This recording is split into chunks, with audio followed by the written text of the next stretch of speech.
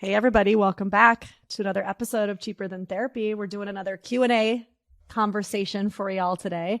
We're really liking doing these, and it seems like you all are too. So we're going to do our best to keep bringing them to you on Fridays as kind of like our bonus episode. So, are you ready, Dené? I'm ready. Lay it on me. Okay. Hi, Vanessa. Thank you for posting the informational videos. I enjoy watching them. I have been wondering, why is it such a bad thing to want your partner to need you and not just choose you? Thank you. Such a visceral reaction to that one. Why? Because you're an avoidant. Is that what just happened in my body? I was like, whoa, I'm sweating. I'm out. You handle this, Vanessa.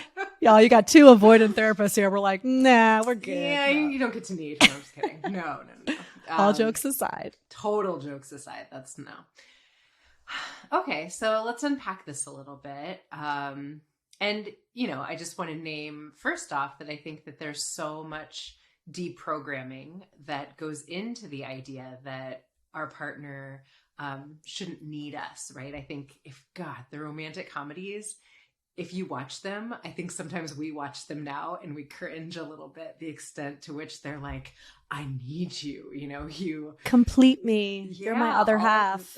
All of the things that as therapists and certainly as couples therapists, we have seen lead to a lot of challenges later on relationally. Mm-hmm. But I don't know. I'm kind of curious to hear your gut reaction as you read that question. So what's interesting about this is that I've been grappling with this idea of needing versus wanting. I'll say wanting because that's kind of the language I've used versus choosing. Mm-hmm. I would say pretty much my entire adult life. So I've had so many conversations around this. I had this conversation with my ex. I had this conversation with John, like right in the beginning of our relationship, where him and I kind of almost argued about the nuance in the language between needing and wanting. And so what I've always said is I want my partner to want me, not to need me, just like I want to want my partner, not need my partner. And I've gotten a lot of pushback over the years about people saying basically what you're saying, right? Like, oh, that's not romantic. That's not realistic. Like, why would we be together? Like, isn't there something to needing each other? To which I feel like I've always, even before I was a therapist, I was always pretty hardcore in the stance of like, nah, I don't want to be needed, Now again, going back to kind of our jokes, sure, there is a little bit of like the avoidant therapist kind of thing. I know that I run more avoidant, and I get that colors kind of the lenses through which I look. But all jokes aside about that, I just don't think it's romantic to be needed. I think it's maternal. I think it's parental, right? Whether it's man or woman. But I don't find parentified relationships sexy or romantic. I never have. And to me, the second I start needing someone to survive, that puts them in a parental role and vice versa. And I have always kind of felt that way, again, long before I was a therapist. So that's like my gut response to the word need is that it immediately triggers that feeling of parentification in me. And so that would just be my kind of gut reaction. I don't know. Yeah, I think that there's so many layers to that. Certainly, the parentified aspect of it. There's also, this is one of those spaces where I almost wish I had this person here to dig a little deeper into the question of why would you want them to need you? Mm-hmm. What does that bring up for you for someone to need you? I think that there's something in that I'll say the challenging thing, which feels a little bit inherently selfish to me, in that if I have set up a dynamic where this person needs me, and then I can't be there for whatever reason, right? I'm unable to be there. I choose not to be there. Heaven forbid people die and are not able to be there for one another. What then for this person if the dynamic of our relationship has cultivated a sense of need?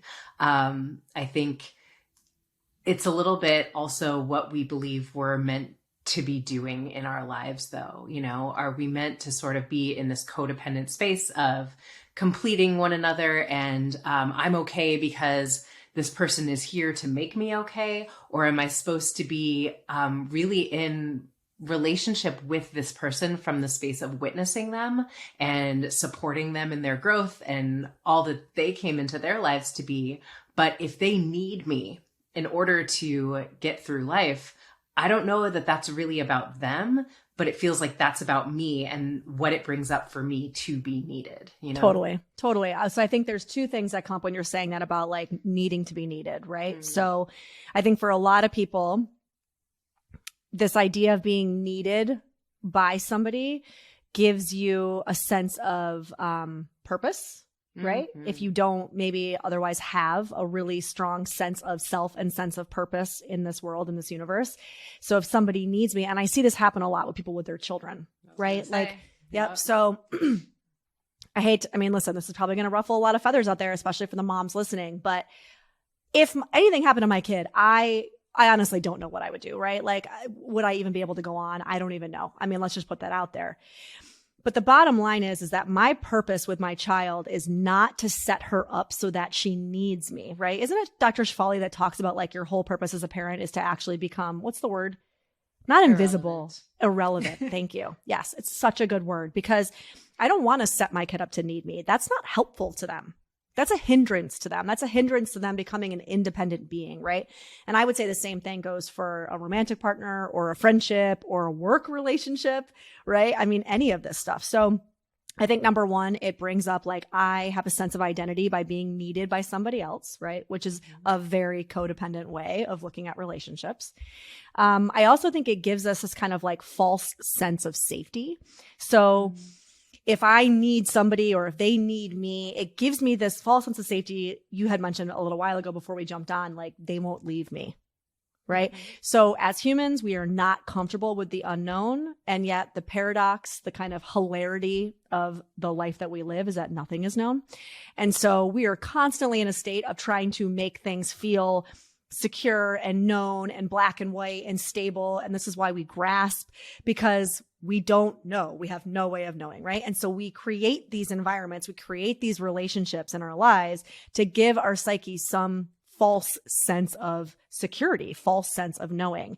And I say false multiple times because that's what it is. It's false, right? And I think that a lot of what we see out there in these very codependent ways of relating to each other has a lot to do with our inability to sit with the real understanding of what it means to be a human, which is nothing is permanent. Everything is unknown.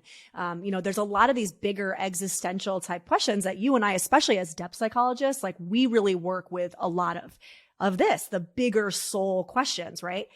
I would say the behavior of the codependent relationship is a behavior that's manifested from the fear of this existential, like what happens, right? When we die, what happens when it's all of these things that I was just saying. So we got to go back to the root of why is it that I'm clinging? Why is it that I want to make somebody need me? And I would say the root of that so often is this, like, I am not comfortable sitting in the unknown or in the, like the loss of control or kind of the gray that is life.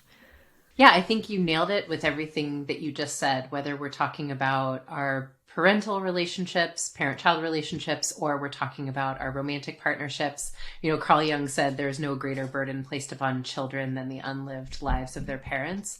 And I would say that can be really true in our partnerships as well. I think there are a lot of times that we will want to do things and we will instinctually know that our attachment might be threatened if we go after certain things that might make our partner feel insecure or just ways that we keep ourselves a little bit smaller in an attempt to maintain our connection.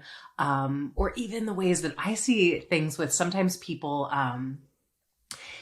discouraging their partners in really subtle ways from like becoming too big or too expansive or like really becoming the fullest embodiment of themselves, because there's sort of this like subconscious fear of if this person stands in their power too much, they could leave me. They could not want to be with me anymore. And it's one of those difficult relational things that we don't talk about a lot. Obviously, I work with couples every day, so I can see the undertones of like, this is what's happening here. But I think that when I really love someone, what that means is I want you to be the fullest, boldest, most beautiful expression of all that you have the capability of being in this lifetime. And frankly, if I need you to need me, that's going to hold you back to some extent from doing and being some of those things. Do you know what I mean? And also to build on what you were saying, because I've had personal experience with this a couple times in relationships, is that if the meaning of love is to truly exactly what you just said, like, I want you to be the boldest, fullest expression of you, right? That may or may not mean that I'm there with you.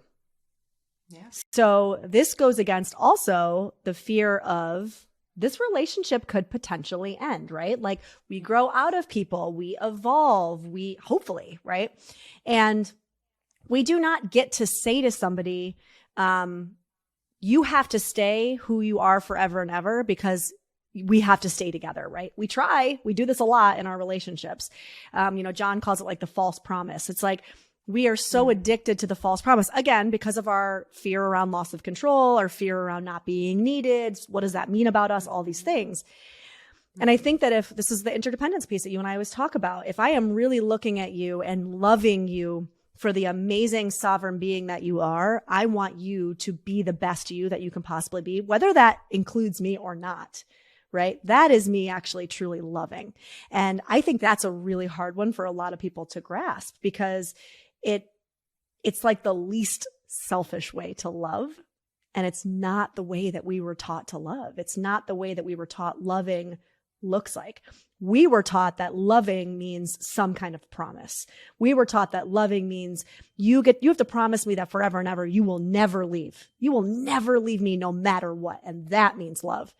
And even on the receiving end of that, that feels yucky to me. Like, I don't ever want somebody to stay with me just because they've promised to stay with me, or because they need me, not because they truly want to, not because they truly, revere me and look at me and just all my potential and just love me for who I am in my fullest capacity.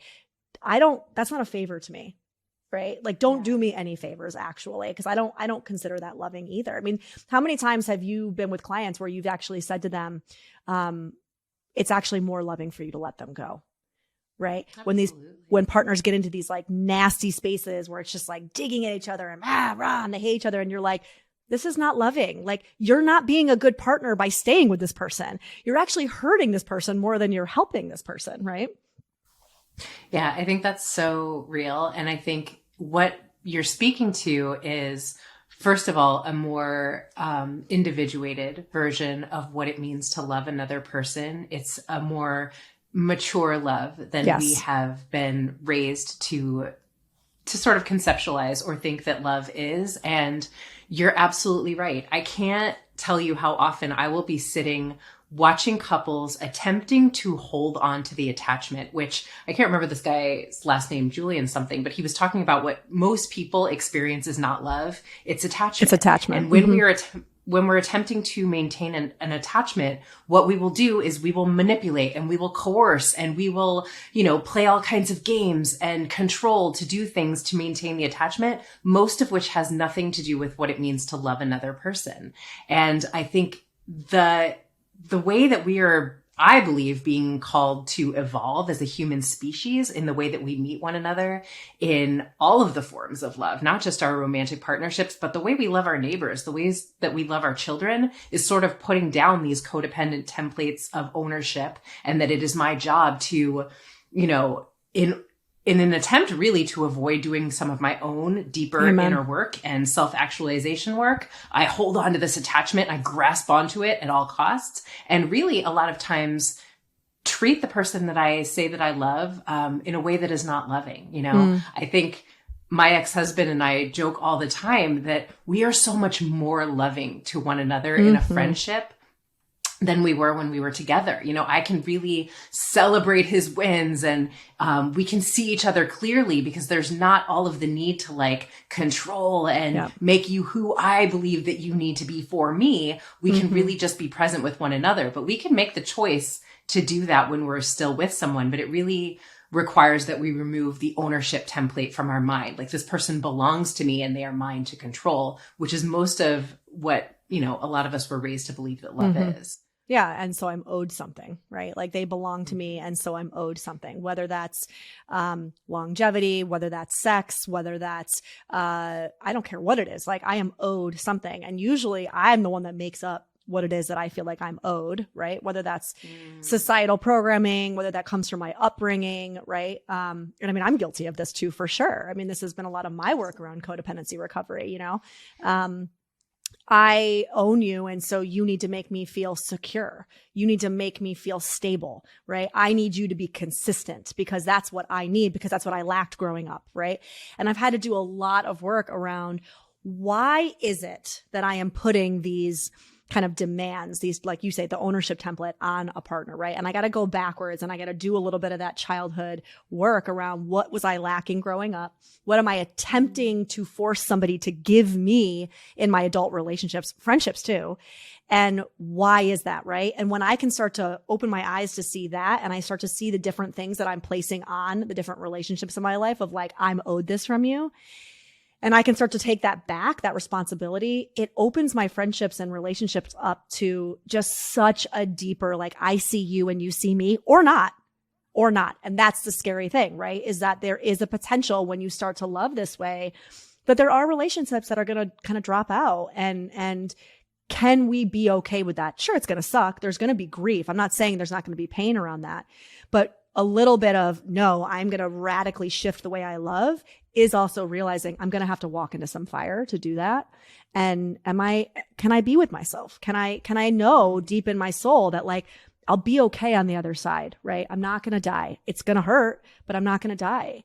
And you're also, especially if you're a parent, you are in doing that work, in committing to that work, in love and loving, again, not just romantic, you are showing your children a completely different way of loving as well, right? Like I see the way that you and Mikey show up for your little one, and I see how he gets now to see you two. And like, what an amazing way to get to see your parents, in loving relationship with one another, right? It's not that you guys don't fight. It's not that you guys don't bicker, but like your relationship now is so much more loving. Like you just said, that's what he gets to see. It doesn't fucking matter that y'all are married or not. What he gets to see is I have two parents who love me and love each other, period. They respect each other, period. And they act out of that respect for one another, period. Right? The ring on the finger doesn't mean anything. I'm sorry, it doesn't. Because if I grow up in a relationship where I see rings on my parents' fingers, but I see them rip each other apart, be nasty to each other, have these underlying control dynamics, that's what I'm going to learn. That's what I'm going to emulate when I get older as well. Yeah.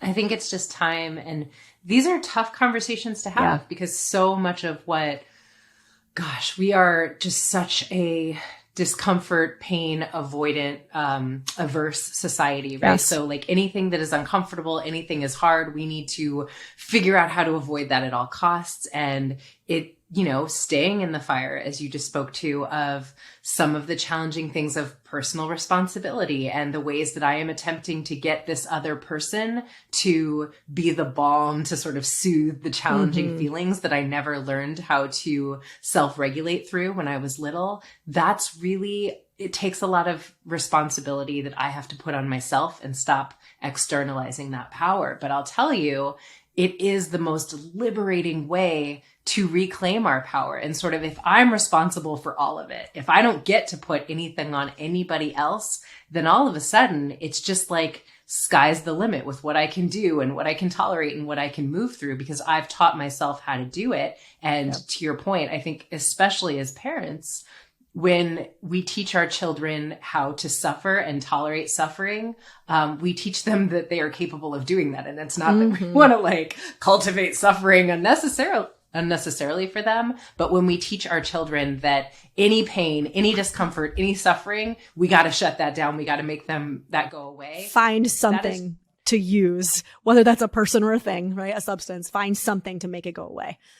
Well, and exactly. And that's why, like, so often what, you know, people talk about in addiction communities is some of the highest percentage of addicts in our society are people who had a ton of financial abundance and like, you know, socioeconomic means. And it's because they've literally never learned how to feel anything uncomfortable. So even like a really sort of what might seem on the surface to be a little bit of like a not that not a large of big deal. challenge, Yeah. is like really intolerable on a nervous system level. And I need to shut that down and sort of anesthetize my way through it. And so I think a lot of times we are doing our children way more of a disservice than we believe that we are when we sort of quickly take away anything that is challenging or uncomfortable for them to sit in, you know? Yeah. I realize you might be hearing a little bit of my kid in the background crying, so I apologize to all my listeners. She's okay. Yeah, she's okay. Kidding. She's feeling the She's discomfort. not alone. Yeah, so I guess to kind of summarize, like if I were to give somebody who are asking this question a little bit of I don't know, like a directive or like maybe something to lean into, it would be around what is it for you that comes up when you think about somebody needing you or when you think about somebody not needing you, right? Really turning that around on yourself and starting to sit with the discomfort that comes up around being either, again, romantic partner, friend, it doesn't matter, where somebody doesn't need you. They love you and they want to be with you, but they don't actually need you for survival, right? They don't actually need you to do anything for them other than just be you. And just play around with what comes up when you ask yourself those questions. Yeah, I guess that's what I wanted to. Yeah. I think it's important to name that if we're talking about sort of codependency as an addictive tendency, then the codependent gets a hit of, you know, feel good chemicals whenever they are needed. Yep. So there's something worthwhile to look at in that. The avoidant gets a feel good hit of those chemicals whenever I am desired, I am wanted, right? Chase me. There's a little bit of a pathological. Pathological. I like that word. Pathological. I don't know what just happened in my mouth. There's something that is worthwhile to look at in the ways that I get off on being needed, frankly. Ooh, tough, but worthwhile to have a look at. You know what I mean? Yeah, I love that. All right, y'all. Keep the questions coming. We will continue to do these hopefully bi-weekly Q&A type episodes, I guess, because we just want to keep connecting with you guys and we want to be able to answer as many of your questions as we can because we get a lot of them and sometimes social media is not the best place to do it. Yeah. Okay. Be well.